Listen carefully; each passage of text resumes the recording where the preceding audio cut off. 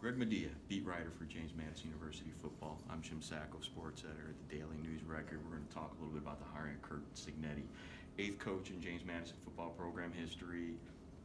I guess just initial first thoughts after today's press conference. Yeah, I think the hire is kind of important based on his experience. At James Madison, they want to win national championships. They want to win Colonial Athletic Association championships. And you can't really do that necessarily if you're taking a risk if you hire an assistant, somebody without that kind of experience. Cignetti's a kind of a proven winner with the stop at IUP, where he went to the playoffs 3 times in 6 years.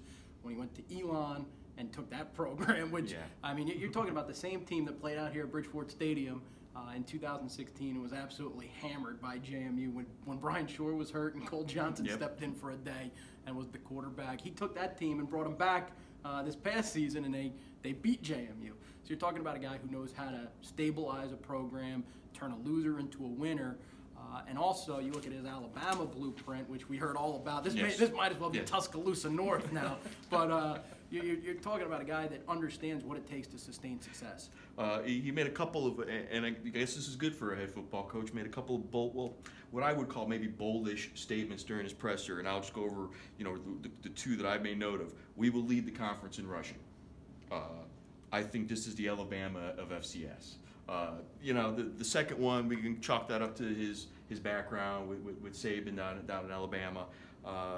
That first one is a bold statement with coming in the next season and what they lose at the running back position. Yeah, he even said that they're going to look to add a little bit more at the running back position, which is kind of crazy considering they bring back Percy Ajayi-Obase, the running back. He'll be a junior. Juwan Hamilton, the Central Florida transfer that Houston brought in before last year. Mike Houston, the previous coach.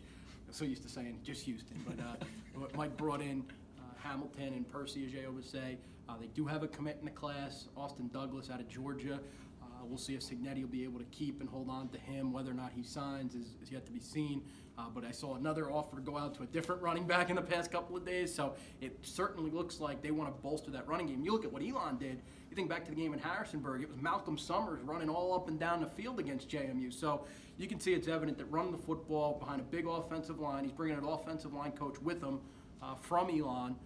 So that's going to be certainly an important factor. Maybe it'll look like JMU of 2016 when that was the focus. And not all kumbaya in there either. There was Cignetti's talking about, hey, this is a good team, this is a good program. We got room to improve. We lost 4 games last year. Yeah, it's what he said. And I think he said it 3 or 4 times. Is this team lost 4 games last year. We lost 4 games last year.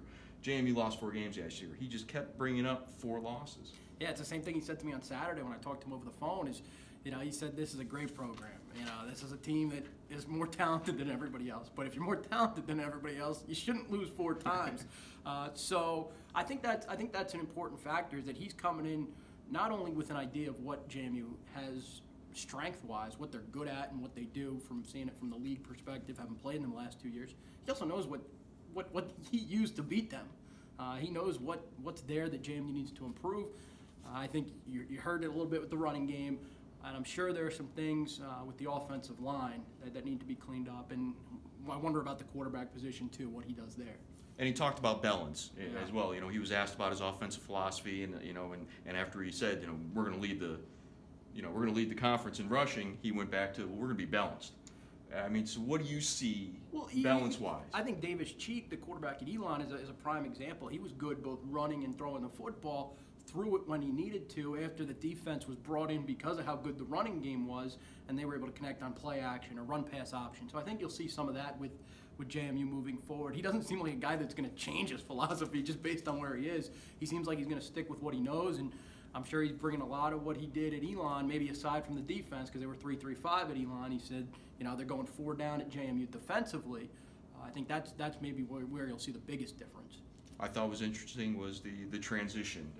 After all the typical, opening presser schmaltz, glad to be here, proud to be a Duke, yada yada. He stopped looking at a piece of paper. Cignetti is the he we're talking about here, and just went right into coach mode. That West PA accent came out with the thick D's on the end, the da-da-da, and it really came out, and the hands started moving, and he turned into a football coach. And I think that might have been a little refreshing for fans who were watching on the live stream to see, was that go away from that business mode to go into the the Kurt Cignetti they see on the sidelines when JMU is playing Elon. Yeah, he's a football coach. He is. I think he could definitely make that and hear that in that latter half of the presser. When you could kind of feel like he was almost talking to his players through the camera lens, who are probably all sitting at home on holiday vacation, maybe eating some food, saying, you guys better come back in shape on January 7th because we're going to hit the ground running. That was kind of what I kind of took away from it. Was he wasn't just talking to the media and the fans, the JMU fans that showed up